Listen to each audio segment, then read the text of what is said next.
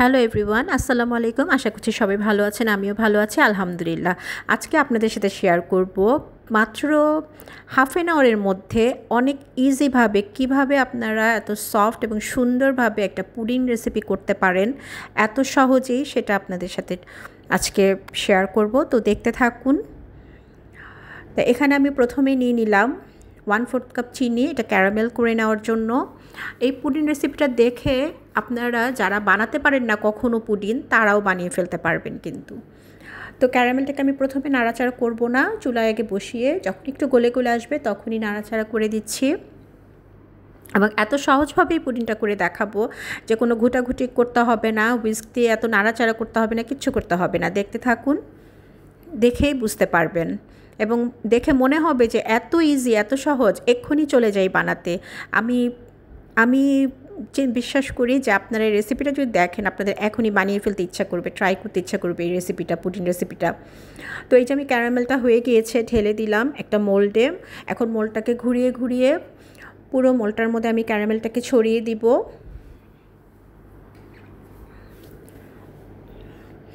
তা মোল্ডটাকে এখন একপাশে রেখে দিব আমি। আমার মোল্ডটাকে ক্যারামেলটা দিয়ে ছড়ানো হয়ে গিয়েছে। এখন আমি নিয়ে নিলাম একটি ব্লেন্ডার জার। আর এখানেই হচ্ছে আমি যে বলেছি সহজ করে দেখাবো, আর এটাই হচ্ছে সেই টেকনিক। তো একটা ব্লেন্ডার জার নিলাম, সেখানে 3টা ডিম দিয়ে দিয়েছি আর দিলাম হাফ কাপ চিনি। চিনিটা আপনারা আপনাদের মিষ্টিত্ব বুঝে দিবেন, যে যেমন চিনি খান। তবে আমার কাছে মনে হয় এখানে হাফ কাপ দিলেই ঠিক হয়, বা 1-2 চামচ কম বেশিও দিতে পারেন। আর দিয়ে দিচ্ছি একটা এলাচ। এলাচটা আমি বীজটা বের করে দিলাম, আপনারা এলাচের গুঁড়োটাও দিতে পারেন। আর নিয়ে নেব গুঁড়ো দুধ 1 কাপ। এখন এই গুঁড়ো দুধের সঙ্গে আমি 2 কাপ কুসুম গরম পানি, একদম হালকা কুসুম গরম, একেবারেই হালকা এমন কুসুম একটা পানি নিয়ে নিয়েছি। এখন একটুখানি গুলে নিচ্ছি, কারণ এখানে দেখতে হবে যে ডিমের মধ্যে দিব আমরা এটা, কোনোভাবেই গরম থাকা যাবে না কিন্তু পানিটা একদম হালকা কুসুম গরম হতে হবে। তো এই যে হয়ে গিয়েছে গোলানো, এখন আমি এটাকে ব্লেন্ডারে ঢেলে দিচ্ছি দুধটা। ব্যাস হয়ে গেলে কিন্তু আমাদের অনেকটা কাজ। আর কিন্তু এখন তেমন কিছুই করার নেই, এখন শুধু ব্লেন্ডারে এটাকে 2-3 বার একটু ব্লেন্ড করে নিব। দুধ, চিনি আর চিনিটা ভালো করে মিশে গেলেই হলো। তো এই তো আমার দুধ, চিনি এগুলো ব্লেন্ড করে মেশানো হয়ে গিয়েছে। এই যে দেখুন, সহজ না? বলেছিলাম না যে অনেক সহজভাবে আপনাদেরকে পুডিং রেসিপিটা দেখাবো, যে যারা কখনো বানাননি তাদেরও বানিয়ে ফেলতে ইচ্ছে করবে। এখন এই যে আমার ক্যারামেলটা কিন্তু শক্ত হয়ে জমে গিয়েছে। এখন এই যে ক্যারামেলটার মধ্যে আমি দুধটাকে ঢেলে দিচ্ছি। তো পুডিং বানানোর প্রায় 70% কাজই কিন্তু শেষ। 70% না, 80% কাজই শেষ। এখন শুধু এটাকে স্টিম করার পালা। তা আমি একটি হাঁড়িতে পানি দিয়ে দিলাম আর একটা স্ট্যান্ড বসিয়ে দিলাম।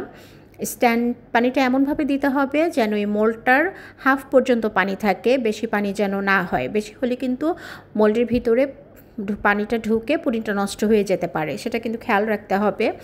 এখন ঢাকনা দিয়ে ঢেকে চুলার আঁচটা আমি মিডিয়াম লোতে করে রাখবো। আর আমার 30 মিনিট লেগেছে এটা স্টিম হতে বা ভাপ হতে। পুডিংয়ের সাইজ অনুযায়ী কিন্তু কম বেশি সময় লাগতে পারে। 30 মিনিট হয়ে গিয়েছে, আমি এখন পুডিংটাকে চেক করছি 30 মিনিট পর। ঢাকনাটাকে সাবধানে তুলতে হবে, কারণ যেহেতু গরম থাকে পানিটা।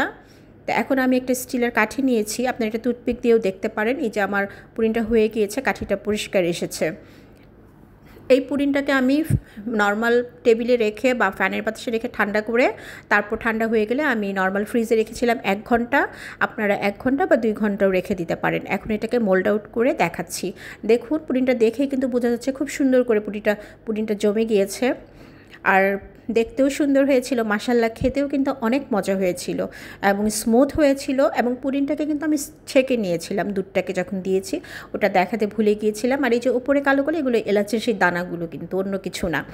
পুডিংটা খেতে কিন্তু খুবই ভালো হয়েছিল। যদি রেসিপিটা সহজ লেগে থাকে আর ভালো লেগে থাকে ভিডিওর কোনো একটা অংশ, তাহলে প্লিজ চ্যানেলটিকে সাবস্ক্রাইব করে পাশে থাকা বেল বাটনটি ক্লিক করে রাখবেন, এবং যেন আমি যখনই কোনো ভিডিও দিই আপনারা সবার আগে দেখে নিতে পারেন। আর যদি এই ভিডিওটা আরও বেশি ভালো লাগে একটা কমেন্ট করবেন প্লিজ। আপনাদের কমেন্টের অপেক্ষায় কিন্তু আমি থাকি, আপনাদের কমেন্ট পড়তে আমার খুবই ভালো লাগে। আপনাদের কমেন্ট এবং আপনাদের একটি লাইক আমাকে অনেক দূর এগিয়ে নিয়ে যেতে পারে। তো এই রিকোয়েস্ট রেখেই কিন্তু আজকে বিদায় নিচ্ছি। আর আমি আশা করছি আপনাদের কাছে অনেক সহজ লেগেছে। আপনারা অবশ্যই চিন্তা করবেন এখনই ট্রাই করে ফেলি, আর ট্রাই করলে আমাকে জানাতে কিন্তু ভুলবেন না কেমন লাগলো। তো আজ এ পর্যন্তই, সবাই ভালো থাকবেন। আল্লাহ হাফেজ।